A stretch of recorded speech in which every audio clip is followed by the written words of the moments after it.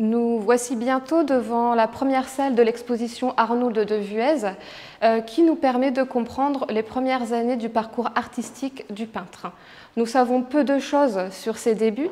Son biographe nous indique qu'il est né en 1644 à Saint-Omer et qu'il serait formé par un juif bon peintre. Vers ses 22 ans, il va donc se rendre à Paris pour être formé par frère Luc, qui est un disciple de Simon Vouet. Il va donc probablement dessiner un sarcophage qui est aujourd'hui conservé à Reims et qui daterait de cette époque. Selon les consignes de son maître, il va se rendre en Italie pour copier les plus grands peintres. Le parcours donc habituel du peintre comporte effectivement ce passage en Italie, mais pour de Vuez, il se déroule hors du cadre académique. Nous présentons donc ici des copies réalisées selon les plus grands peintres du XVIe siècle, dans un premier temps, Michel-Ange, Raphaël ou encore le Corrège, et des peintres de l'école de Bologne du XVIIe siècle, comme Ludovic Carasch.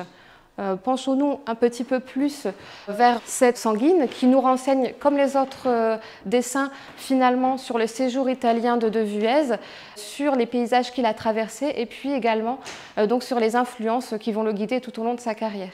Il va donc copier Jules Romain, comme je le disais, qui est un artiste du milieu du XVIe siècle et donc qui va réaliser l'architecture et les fresques de l'extraordinaire Palais du Thé à Mantoue. Il s'intéresse plus particulièrement à la fresque de la salle de Psyché qui représente Mars et Vénus au bain. Comme vous le voyez ici, il s'intéresse principalement au côté gauche où nous pouvons apercevoir Mars sortant du bain. C'est sûrement l'étude du nu, du mouvement du corps qui l'intéresse ici. Comme la plupart des œuvres de l'exposition, c'est une œuvre que vous pouvez apercevoir et observées de façon inédite puisqu'elles ont été conservées par les descendants de Vuez pendant plus de 300 ans, ce qui est extraordinaire. Et donc je ne peux que vous inviter à venir les admirer au musée Sandelin.